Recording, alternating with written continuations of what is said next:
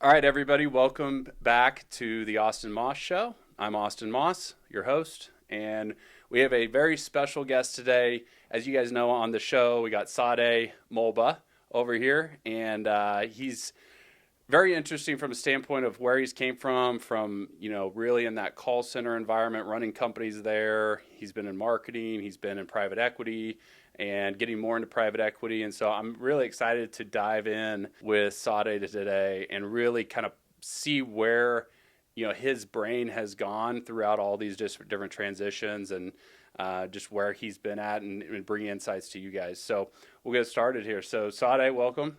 And Hey, thanks for glad, having me, man. yeah, I'm glad you made it in. And yeah, so we're sitting here. It's December 11th, so it's hmm almost Christmas time, and year in.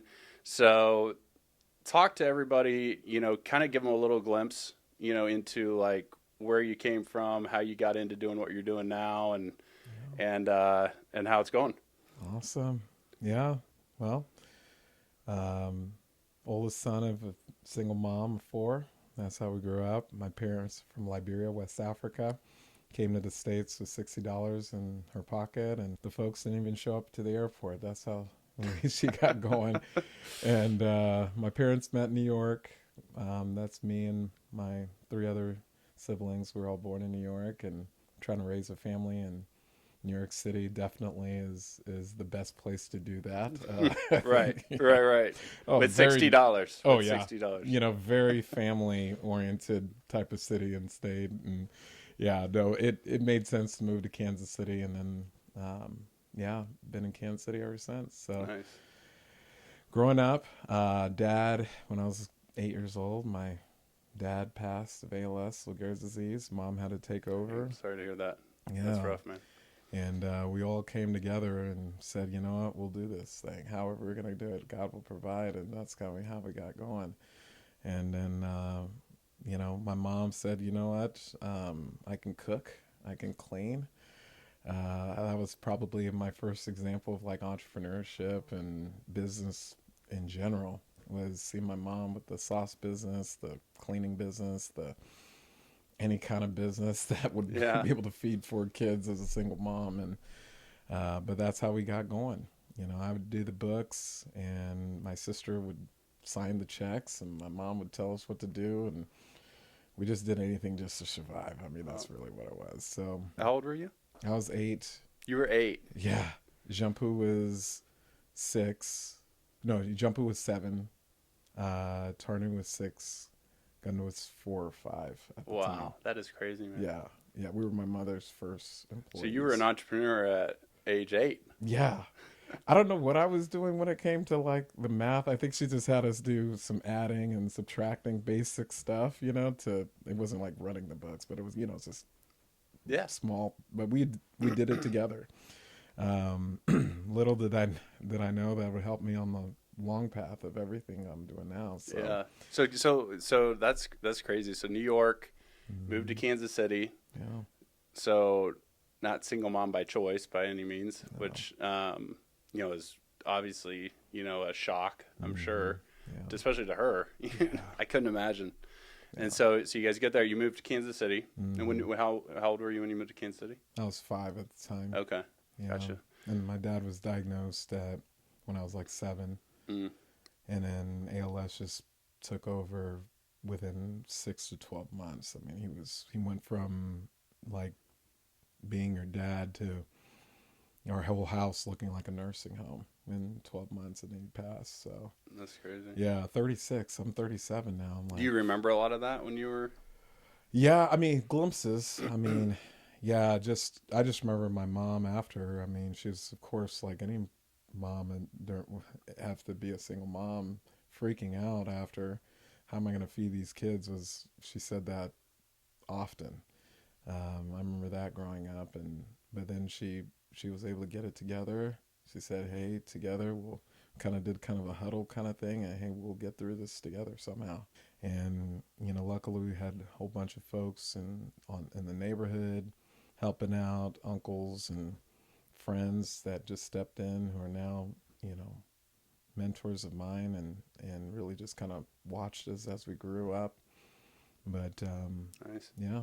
We'll jump in between, but so tell everyone a little bit more what you're doing now, Hmm. because coming from that, I know a little bit about your story and kind of what you're doing now, and it's a big hockey stick Yeah. growth, and it doesn't seem like hockey stick because it's been what since you were 8, Yeah. right? And I think that's important to note because like a lot of people see the success you're going to talk about here, and they don't see all that I don't see the come the up. 8, 9, 10, the 18-year, all the stuff that you probably gone through, and we'll dive into that. But just to kind of give them a glimpse of what sticking with some stuff, Hmm. does kind of go through what you guys are working on now and Yeah. where that came about. Yeah. So I jumped into the corporate world at Aerotech, and I was looking at resumes, handing them off to recruiters. That's how I got started. And then got really good at that, identifying talent, became a recruiter, top produced in my division within like 6 months. So I knew I had a knack for it. And then got promoted multiple times over, started leading healthcare division, kind of a healthcare focus. They basically said, Saiday, go out there and like see what's out there, and was able to win a whole bunch of deals that did that at two other firms, and then got topped out at those three firms. And, I couldn't get to that next level. And I Topped out. wasn't What's sure. topped out? What do you mean? Like, I'd get to the highest I could get to, and then, you know, they would say, hey, you know what, we're moving in a different direction, Sada, we need to let you go. Or, it was just very tough for me to get into business ownership and equity. And, I knew that would be like the next move, right? Um, and I just couldn't get into those circles, so to speak. And so my mother saw this, as I was at three different firms, and she said, son, it seems like they're clipping your wings. Why don't go into business for each other? That was literally to see the thought. And then my mom at the time had knee surgery, and she had the restaurant, and so that didn't work out either because she couldn't stand on her feet for 10 hours a day. So, working from home just made sense. So, and then we got together at that time, lost my job. A week later, car blew up. Week later, my wife wanted a divorce. I was like, okay, Lord, just whatever is not meant for me, just like take it out of my life right now. It was one Mm-hmm. of those months. And then my Yeah. mom said, hey, why don't we go into business for each other? And then that's when we started ECS. And she did great. She had great customer service. Um, so we realized, okay, why don't we get some technology to be able to route it working So from this home? was so ECS. You started that with your mom, Hmm. and when was this? What year? This was 2018, 2018. Okay. yeah, 19 around then. So And bringing it all full circle. yeah, yeah. And then we got some technology together to be able for her to answer calls from home. And then I started thinking, I was like, Mom, we might be into something here. How many other people wants to work from home or can't go into the office or have a difficult time getting to and from work, and working from home just made sense. And little did we know, in 2019, a pandemic would hit us, and everything exploded at that point. Literally, we got our names into, some bigger brands, which we thought they would probably call us 2 years later.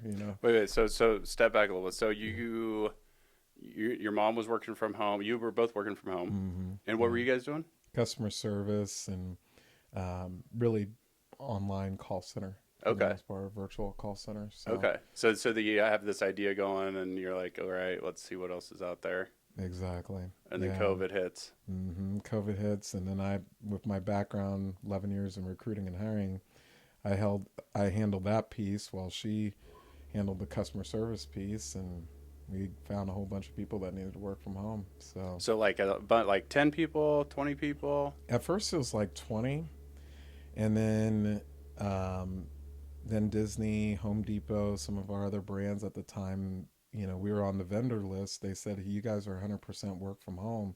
Can you handle the call volume? I was like, okay, what's the call volume at? How many seats? They're like, we need 5,000 people to call on the phones And right you had now. 20. And we had 20. Yeah, they said, "Can you guys do it?" We said, "Yeah, we'll figure it out." Yeah, yeah. And then That's one all that of you them, say yes yes, and figure it immediately. out for sure. Yeah, yeah. Home Depot needed 5,000 people. Um, Disney needed about 7,000. QuickBooks, TurboTax, and Mint they needed 10,000 people. So where were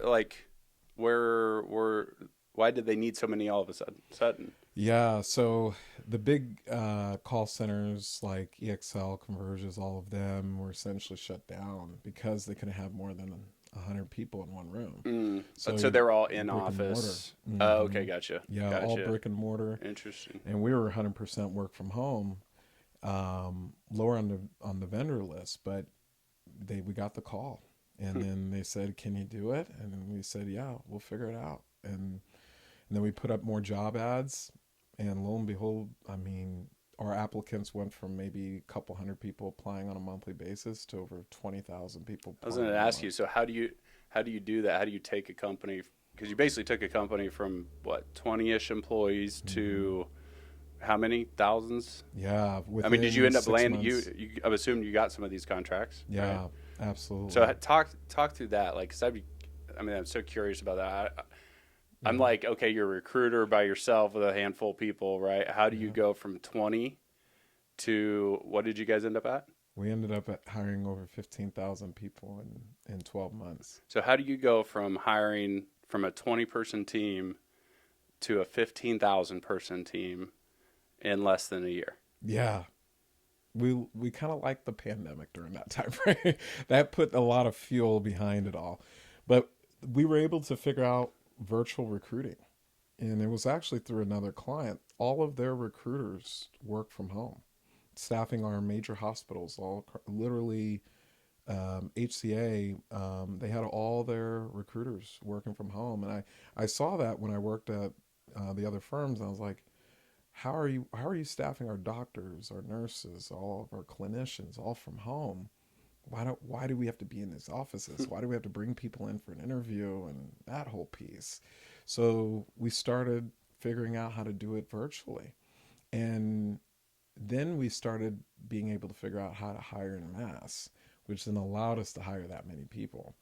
And so scalability is everything that we do. If we the seed of thought I tell all my leaders and our team is whatever you do, make sure that it takes the same amount of time, energy, and effort to do it for one person as you would be able to do it for a million. Hmm.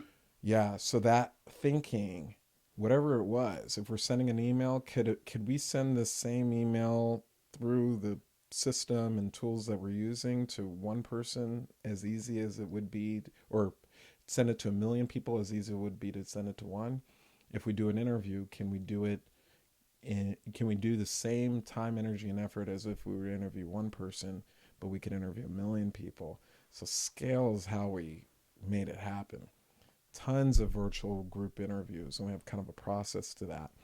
Um, but everything in our business, because it was virtual, it was easy to scale too.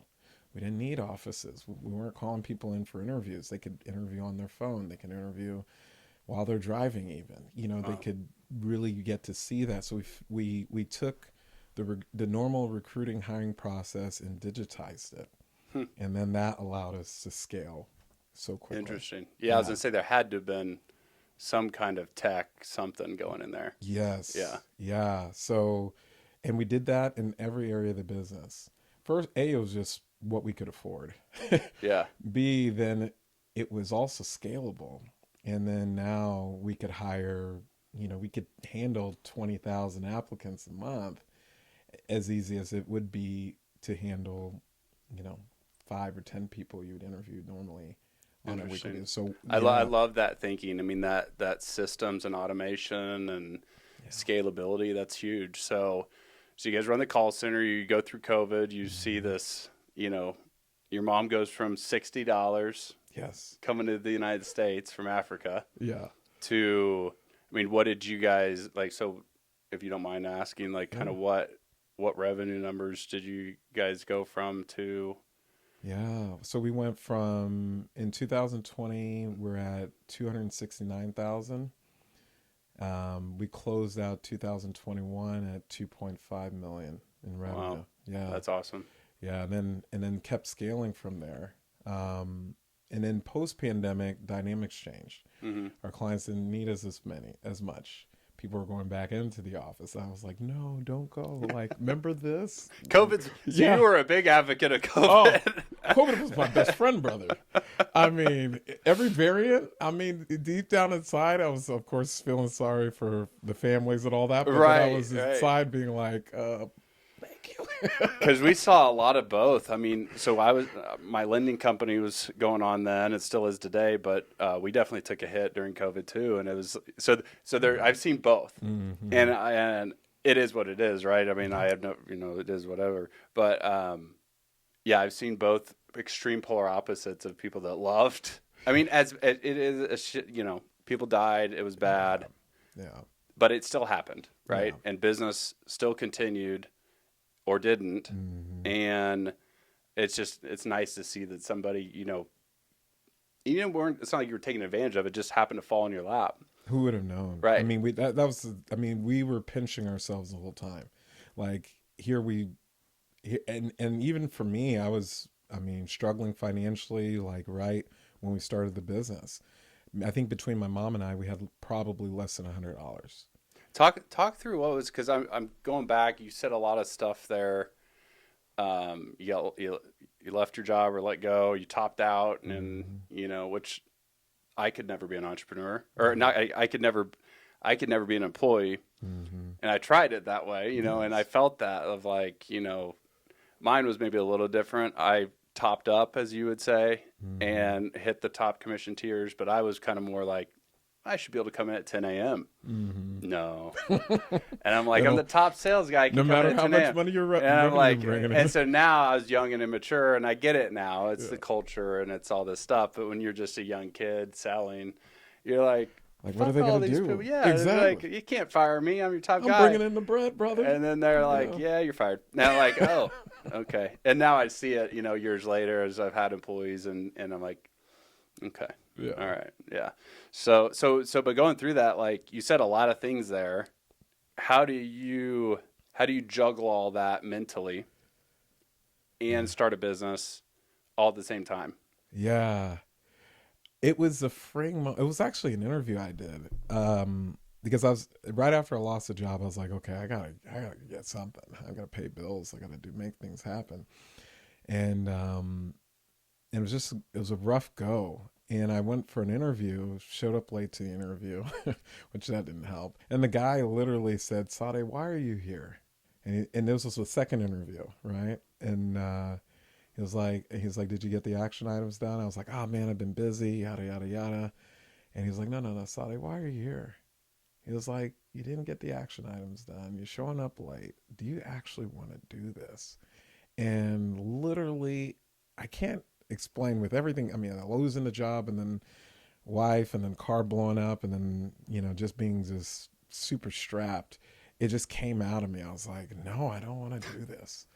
It was the most like, I can't even explain it really, brother. I mean, it was just, you were just at that point where you're just like, you just didn't care anymore. But I didn't realize that set me up to like actually do what I wanted to do. And then when my mom says starting a business, it just made sense. I was like, yeah, that's what I really want to do. Like all the BS just like left my head of, oh, I gotta work this other job. I need a salary. I'm like, you know what? It hasn't been working. I've been hitting this ceiling and it hasn't I haven't broken through, and I've asked for ownership and equity and stuff like that, and I wanted to be in that space. Why don't I just start from scratch? My thinking was I needed a whole bunch of cash in order to make it happen. But I realized if I add value, that's how I was able to get these deals anyways. Mm-hmm. And then I figured, okay, if I could get these big deals for these companies, and there's some weird stuff of not getting paid commission on deals I had, and I was expecting a whole bunch and didn't get it. Um, that's part of the reason why it was really strapped at the time. But I realized, well, if I could bring in, you know, 30 million, going from zero, starting my own division to 30 million in revenue at this company. If I could do, within 4 months win a $1.5 million deal, I could at least get a couple mil from my mother and I. That was Right. literally my thinking. Right. And I was like, okay, so let me just figure this out. If I can just add value, find a way to help somebody with what they need and say, okay, if I help you with this, will you be willing to pay me X? And I realized that's the game. You know what I mean? What is it that you, It's that simple. bro? And I overthought it, thinking, okay, I need a whole bunch of cash in order to make this happen. Versus, hey, do you need help with something? Okay, if I do that for you, would you pay me X? Okay, what would you pay me if I did that for you? And then I just ran that seed of thought. I was like, I've been doing this my entire career, and I just need to now do it, and then I'll have the cash, and then I can take that dollar, reinvest it, and make more of that happen. And so, yeah, so That's an amazing story. Yeah, because there's a lot of fear in yeah, that. scared to death. A lot of fear in that leading up to that, and then there's obviously a shit ton of fear Yes. when you said. I'm sure when you said no, Yeah.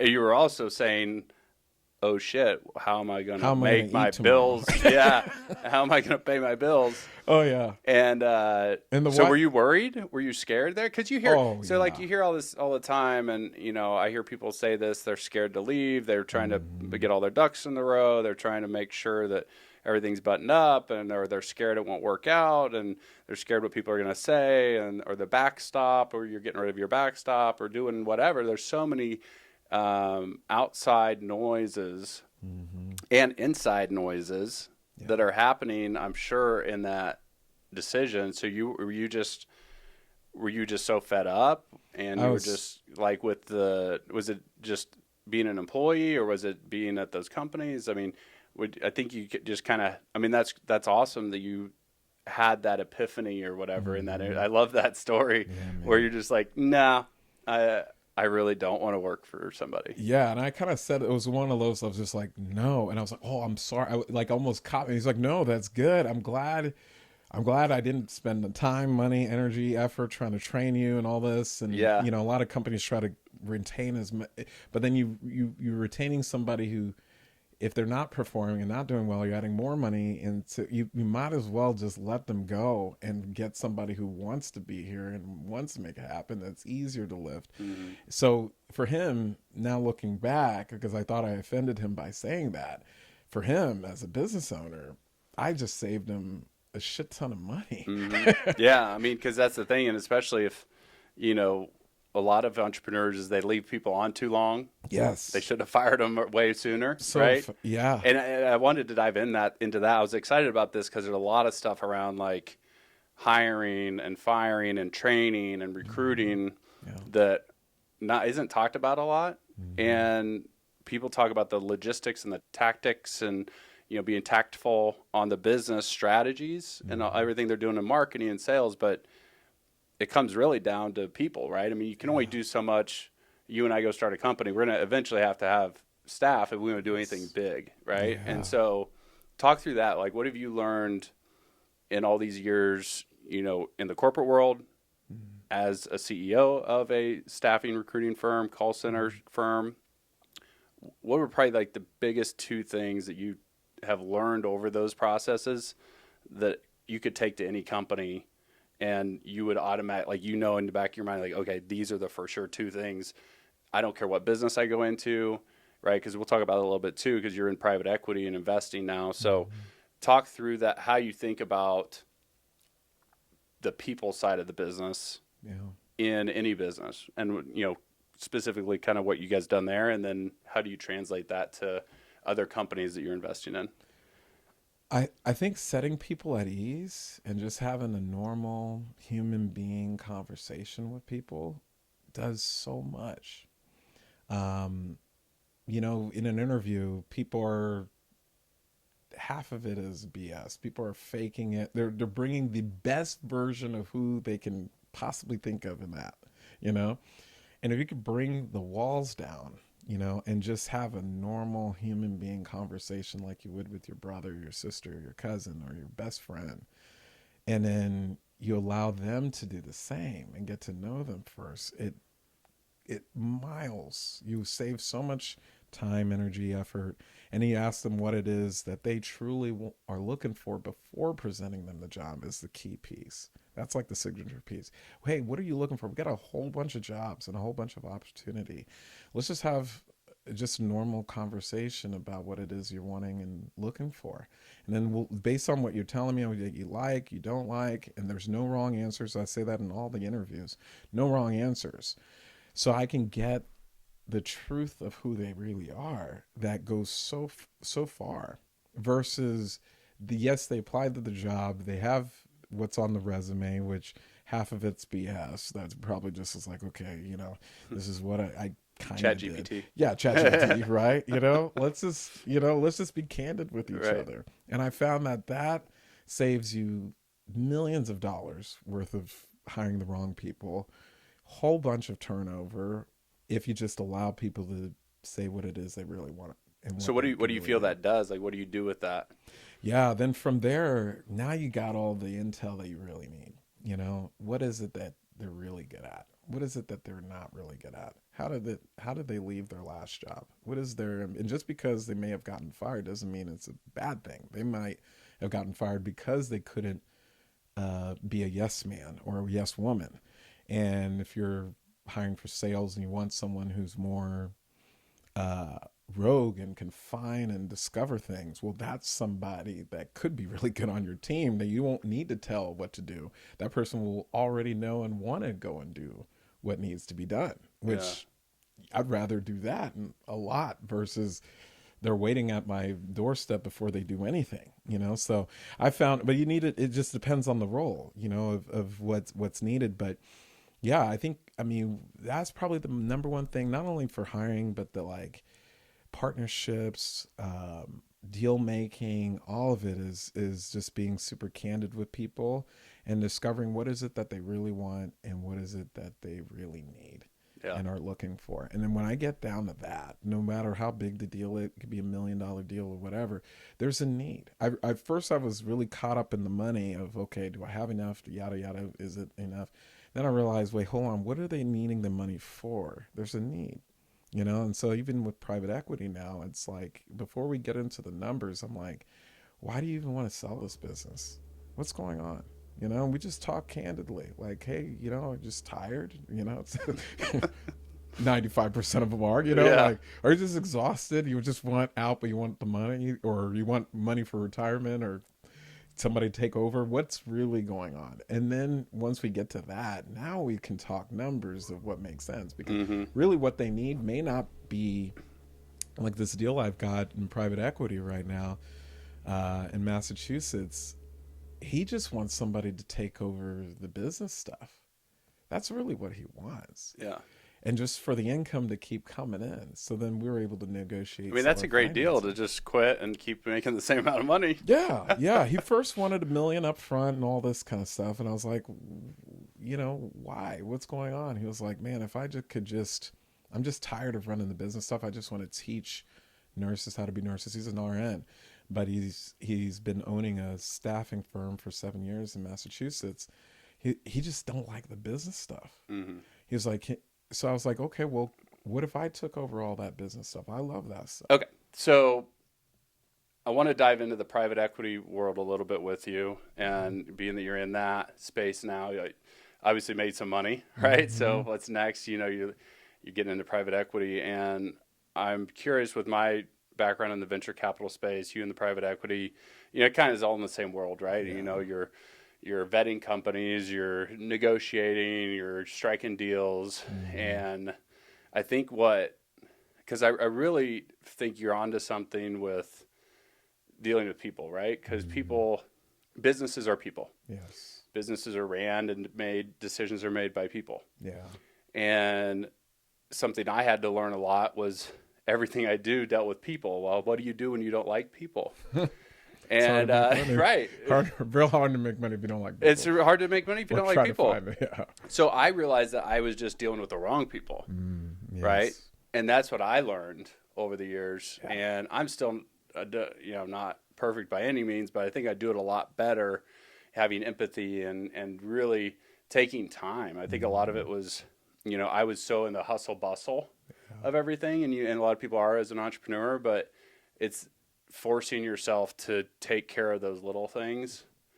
And then you get in it and you get to like it and you understand it and you see the value of it. And then it becomes something you like. And that's what happened for me. I didn't like it. And then once I got into it, I'm like, connection is the key to everything. Oh, 100%. I mean, So how did that pan out for you? How do you think about, moving into this private equity space with your background of everything you ran in your past companies? yeah, connection's everything. I know it seems like such a cliche thing to say, right? But if we're not jiving, it's going to be hard for us to walk in the same direction together, So that is the number one thing I look for is first, let's just be candid. What is it that you really want? What do you want off of this deal? Whatever it is. My perspective broadened as I started like working nationwide and then globally. It allowed me to realize how many deals were out there, how many people you can hire out there. I mean, there's just so many things that I realized that it's not, I'm looking for a chemist or a doctor or a science or an engineer or a developer. I'm looking for someone who connects well with me.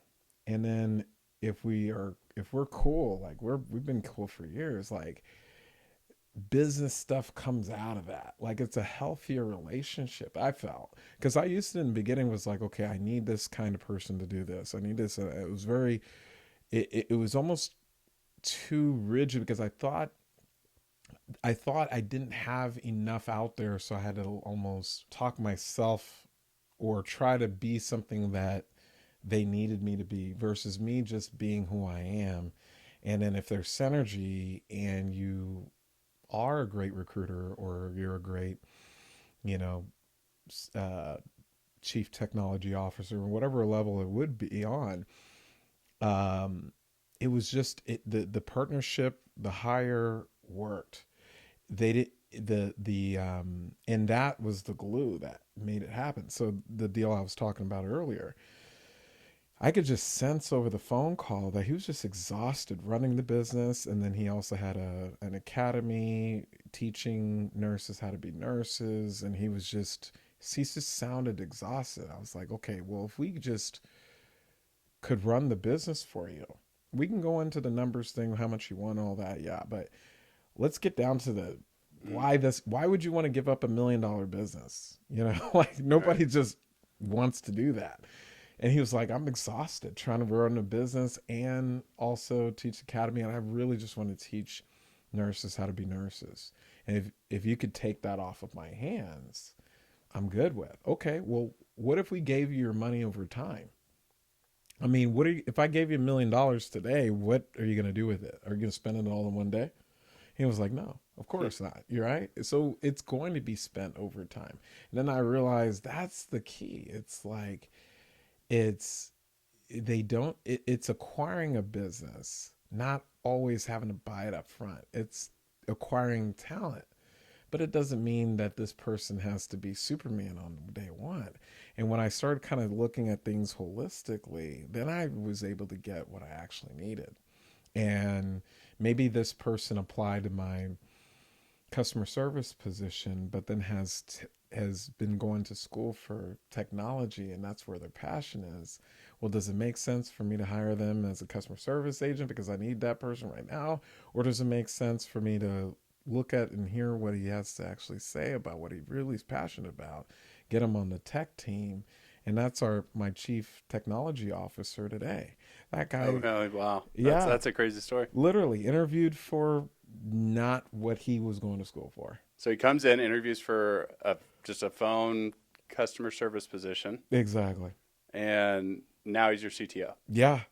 He would have been the worst customer service person, but he needed a job. He needed money. And then me just having a candid conversation. And when he started talking about tech, I mean, he geeked out about it. He said, man, if I could just be doing tech stuff all day long on the computer, I'd love it. and literally on day one outworked people with twice as much experience than he had, certifications and all, troubleshooted all the technology. He's like my most trusted guy on the team, Dan.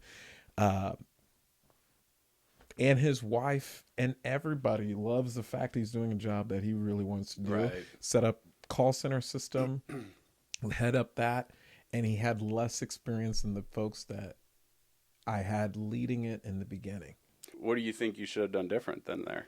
I mean, Oh, because yeah. obviously you're like what you know and understand the people aspect of these businesses a lot better than I do. What what do you feel was because like you would have rather had that guy early on? How do you get that guy early on? Oh man. I Is think it just numbers? Is it just yeah, luck? you numbers for sure. You got to, there's 10.8 million open jobs on any given day. There are, I mean, tens of millions of people that are looking for work. So when I broaden my scope of what's available, and people say there's talent shortages. It's only if you're looking in your own city for your own niche thing that you're recruiting for. But if you take it on a holistic standpoint, that a they don't have to be in your own town. They don't even have to be speaking your own language, Mm. right? Like if you start kind of, at least that's what we had to do, is we had to think like nationwide. We had to think globally. When you start thinking of talent on that level, there's people all over the place that does everything you need them to do. Hmm. It's just a matter of going through the numbers, but we go through the numbers differently. Instead of me vetting them out, I allow them to put themselves into the right position. It's reverse. So I say, hey, you got all these jobs. Which is the right one for you? Like if you had the right opportunity where it's the right pay, everything you wanted, what is it that you want to be doing? Because we probably have a position like that. That's Mm. like one of my questions. So then it allows them to like not have to squeeze themselves into the job description. You know how the people, Mm-hmm. that they are saying they've read the job description before they start talking to you, right? So I've yet to, so yeah, and I don't mean to yeah, interrupt you, but it strikes me. So why would that person not have applied for that position? exactly. Like, what is it in somebody like that that just applies for a customer service role Yeah. when they really are passionate about tech? Why are they not looking for a tech role? I mean, Ye- just in general, why Peop, is that? yeah, people they're just looking for the money. They send out 100 applications, and then they're hoping somebody calls. They got to pay bills, rent back. They're gonna do and say whatever they need to in order to get a check, right? But in the interview, what I've learned is if I'm candid with them, I even wait about 5 to 10 minutes and show up late to my own interview. Mm. It's actually a strategy What is because that? then now I get to see who they really are. I've learned this. I know it's a little technique, a little secret sauce. If you show up about 5 or 10 minutes, you start to really see their emotions. Either they're more comfortable because now they're like, oh, well, I don't have to necessarily impress him because he's not impressing me right now. Right. You know what I mean? He's not perfect on all numbers, right? Mm-hmm. And then on them, if they are not okay with it, now I get to see how does this person react through challenges or if things aren't going perfectly. Are they, hey, I get it, understanding, let's get down to business, or are they pissed off, it didn't go their way, right? All those things, you get to see that in the first Mm. 5 to 10 minutes. It's intentional.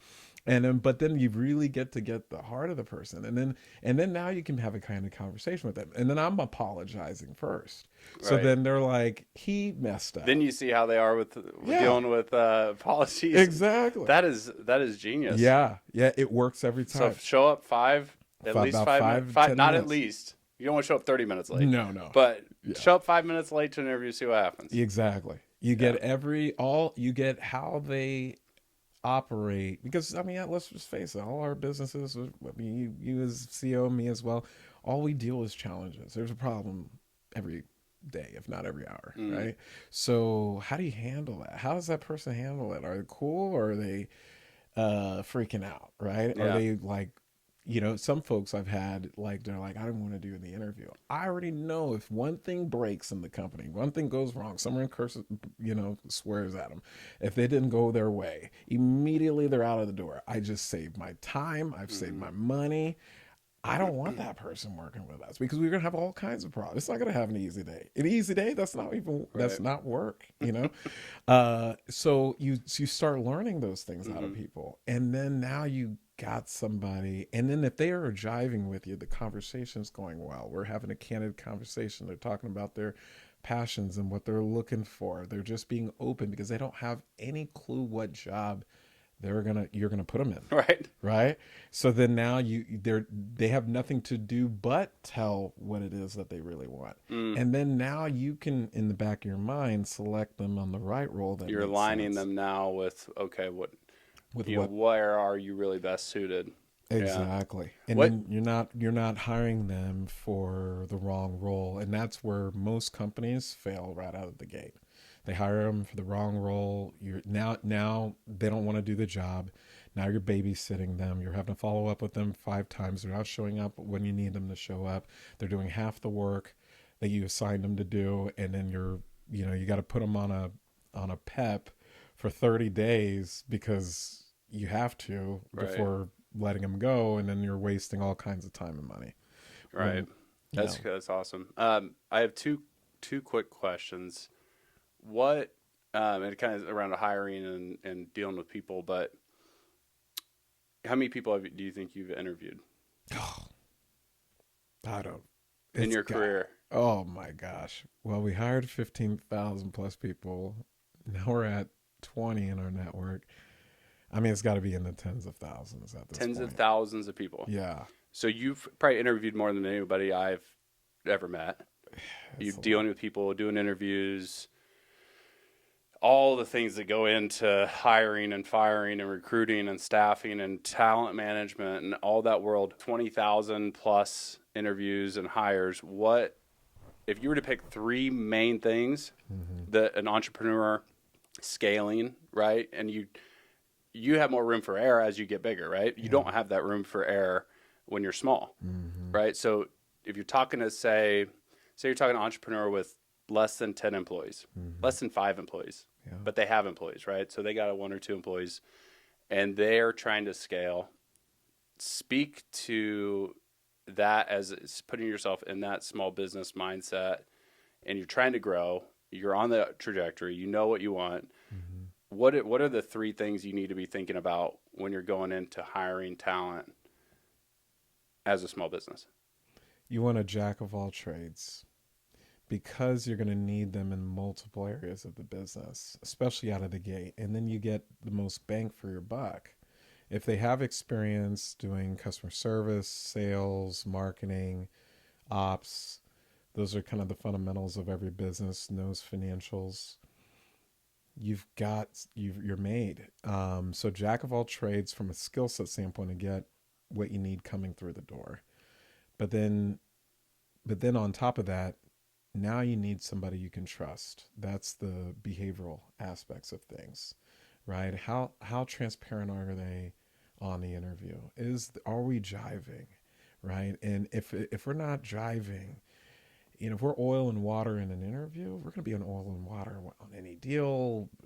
You're having to trust that person with logins and access, and it putting in extra hours, the whole bit. Someone you can confide in, and you can their synergy is a big piece. And so if they're being candid with you, if they're being forthright with you and transparent, that's what you need someone who's a jack of all trades, in my opinion, in the beginning. And then you also need someone who you can trust, and then from there, now we look at what they're really good at and what they really enjoy to do, and have them do that job. Mm-hmm. They'll work 10 times harder on the job they want to do versus a job that you need them to do. Yeah. And then what you do is you hire, you contact as many people as humanly possible in whatever skill set that you need or that they have interest in, as many of them as possible, and then you allow the pieces to fall where they may. After you find out all of them, now you start talking about what you have to offer that makes sense based on what is it that not only they want, but then that you need. Yeah. Now you make the match that way. I You love it. know, Yeah. it forms a good union because now they feel like you've had a present that you've been hiding the whole Mm-hmm. time. And then they're just sharing what it is they like, what they don't like, what they want, who they are. You're jiving. And then now you present it to them and say, well, guess what I got for you? They're like, oh, no way. That's exactly what you know, it sparks. They get in, they hit the ground running. They'll work harder than you'll even want them to work on the position. Mm-hmm. That's what I found. When we got Dan into the role he really wanted to do, he made sure I don't have to, from a tech standpoint, there isn't anything that goes past Dan. He has surveillance on the entire business. I don't even have to worry And about he it. cares. And he cares so he everything. He'll tell me about things that he noticed or changes or problems with the technology before I even know it even exists. He said, you know, Saiday, I saw the, did you see line X, like, you know, the spreadsheet, this line item over here, here, here. I'm like, no, it's like, yeah, somebody changed it. They flipped these two columns. Mm. It's okay. I went in and got it all done and we're fine. I was like, wow, that could have been a big problem if we sent a campaign to 1 million people with the Right. wrong names on it. Right. Like Right. he'll just pinpoint those things. And it's not even a part of his job description. Mm-hmm. You're getting so much, and then not only that, he can do multiple things. He can do the thing he wants, but then he can work in multiple areas of the business. Mm-hmm. That's what you really want out of the gate, and it'll save you money. It'll save you time. You don't have to.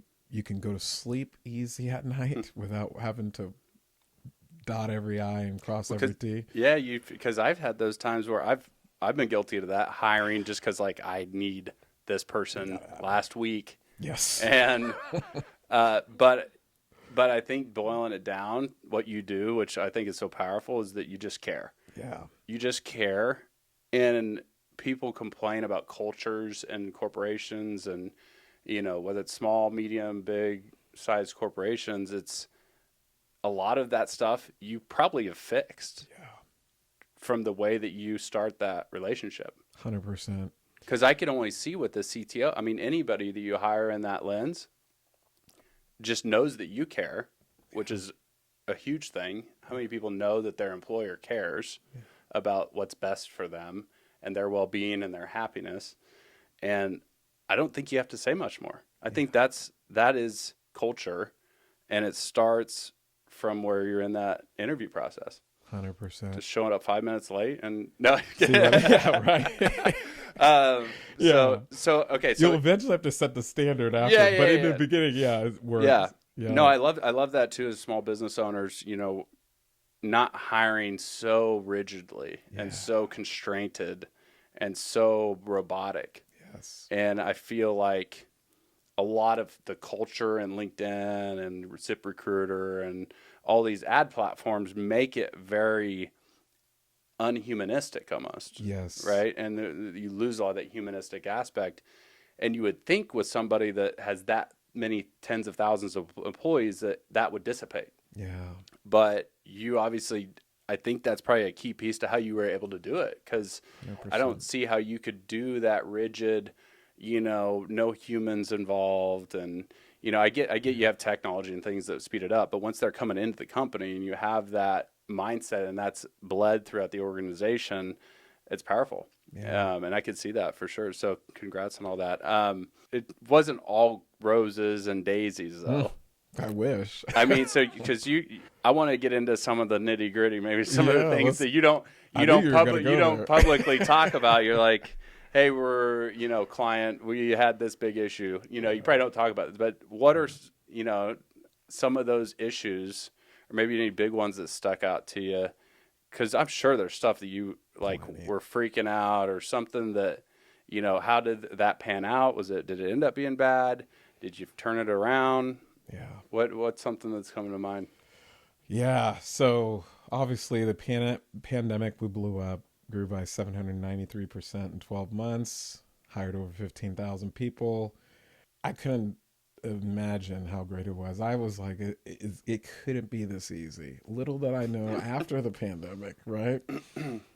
People started going back into the office, right? Folks started, clients had more vendors to choose from now, and then our margins and our market share started to dwindle about 17% every quarter. And I And was wait, like, and that was because you guys got in and you hit the timing just right because you're U.S. only, or you're mm-hmm. not anymore, At the but you time, at the time you mm-hmm. were all U.S. English speaking, work from home in the United States. Yeah, Anybody that knows anything about outsourcing talent is it's a way cheaper overseas way cheaper. by multiple times, Yeah, and so I could see these big corporations. You had Home Depot, and you had who else did you have? Some big names, yeah, and Disney, and Disney. some of them. Mm-hmm. So you know, it's not like they just randomly lost 7,000 employees, right? Mm-hmm. They COVID hits,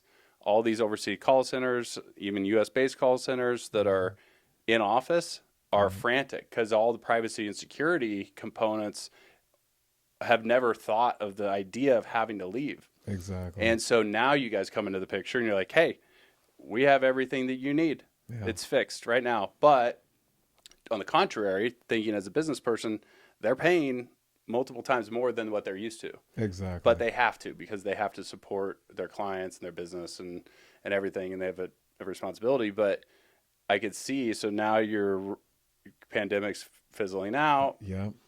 So this is kind of where we're Now at now. I just wanted to set the stage a little bit just because we I had was talked praying. offline a little bit. But so Yeah, now you're in this position where COVID's not as big of a thing. yeah. And we're hoping for another variant. Another pandemic. No, no. No. Yeah, it's funny. I actually met a little story. Mike Lazaro and his wife, she started, I think, golf.com, Mm, and they were one of the initial investors, biggest investors in Liquid Death, mm, the water. yeah. Mm-hmm. And so he was telling me, because I met him out in LA actually one time, and he was saying they went and bought this big yacht after they exited golf.com. Mm-hmm. And they're just such good people. And he's like, we went on it one trip and then sold it. Yeah. Like, it was all to us, like, we want to be in the action. We want to be helping people and growing things. And it's the game of Mm-hmm. entrepreneurship that we missed. Yeah. It's like, I don't want to just sit idle and not make an impact anymore.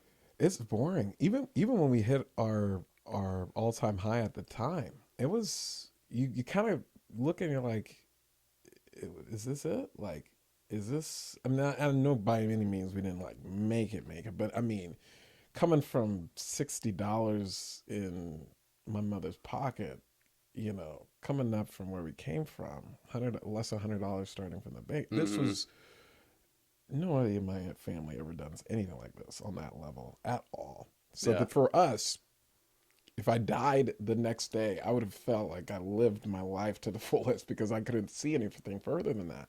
But I mean, you're right. It's it's making an impact that's most meaningful to you. I think that's what it comes down to. Making sure that like it it's something that feeds you and you're getting what you want, and then you're also whatever it is that you want and what you're doing for other people also serves symbiotically, that it serves them.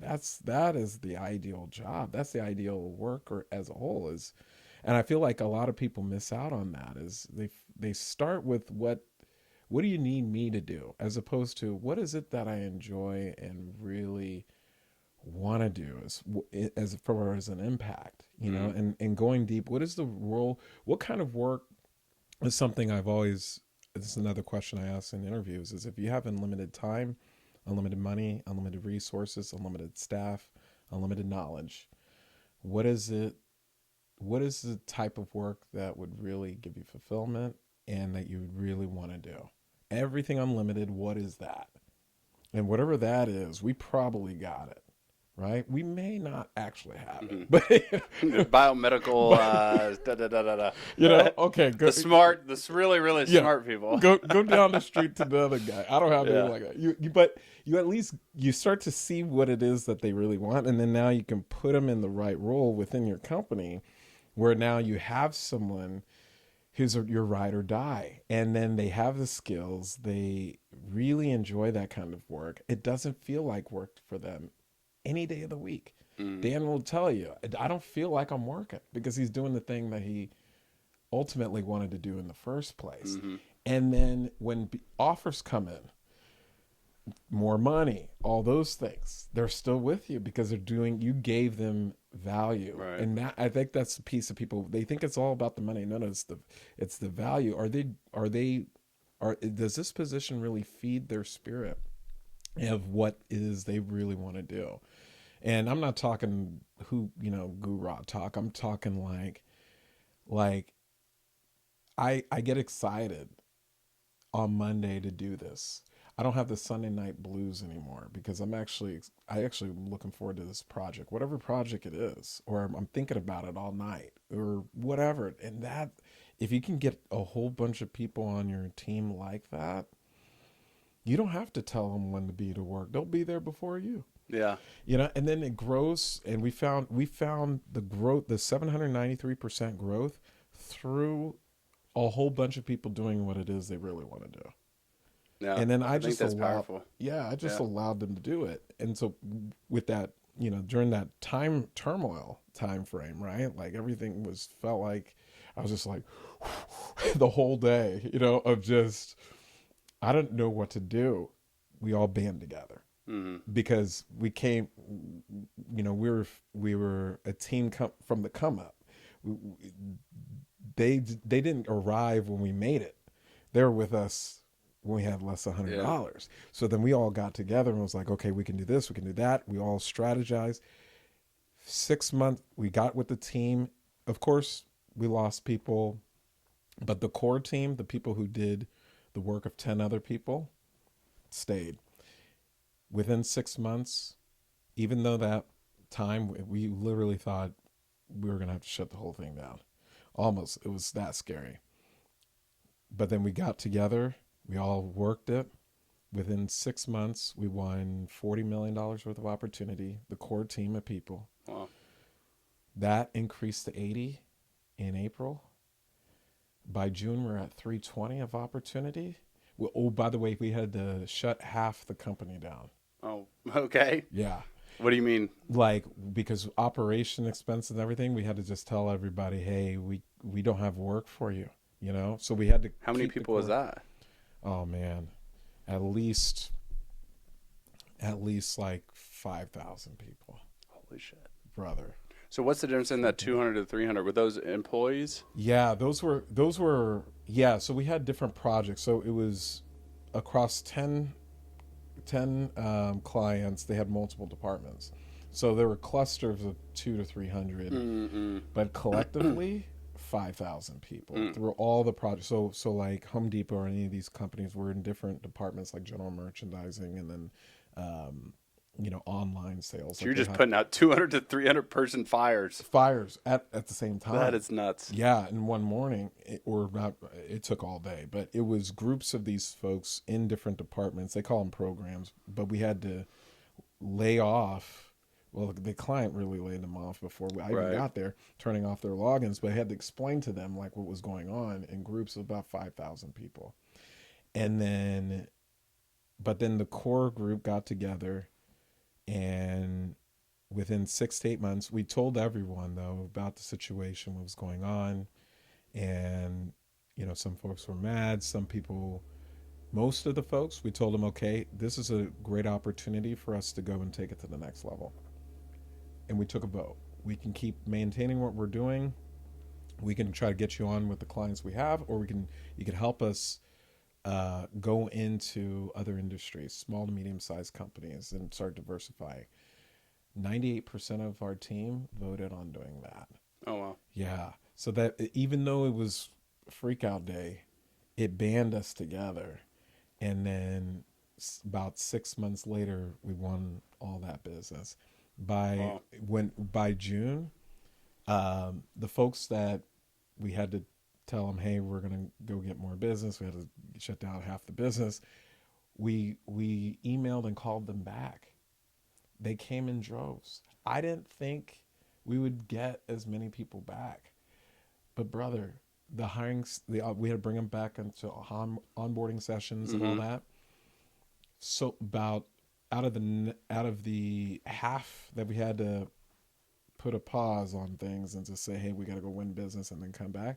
They all said, hey, we're going to get other gigs. We're going to pick up other gigs while you guys go out and get more business. And then the core team of folks within my leadership, we went on the hunt, got more business. And then when we got the business, we got about $320 million worth of business. And this was in June at that time. We called everyone back, and at least half the team came back. That's Other people awesome. had other jobs or Yeah. whatnot. And then from there, we started hiring people back in droves again. But this time it was a walkthrough because they were like, "Yeah, I know what to do here." Yeah, we didn't have to do as much in the interviewing process, but we still had to do paperwork and all of Mm-hmm. that. And then come December at that time, we won about one, about $900 million worth of business. Oh shit. And then now we're at about 1.3, doing 10 million in revenue now. Wow. Yeah, out of all that, but So it was. looking back on it today, Mm-hmm. right? You saw those couple years of just like something you never imagined, Exactly. and then real life hits, Mm-hmm. and then you've kind of seems like worked your way out of that kind of almost twice now, right? Let's Yeah. grow with the big boys. Let's grow with everyday mom and pop. Yeah. So thinking about it now, what would you have done differently there? I would have Anything? I would have diversified and not just stayed with the big brands. We thought we needed the big brands to have a self-sustaining reoccurring revenue business. It was actually the little guys So that it's a got us facade. out. Yeah. That's what I love. I love talking to entrepreneurs about what were those facades. Because I've Mm-hmm. had those facades that are like conviction on one thing, Mm-hmm. and then when you get right sided, you're Yeah. like, oh shit, I was Yes. completely off. And if I had only known, Yeah.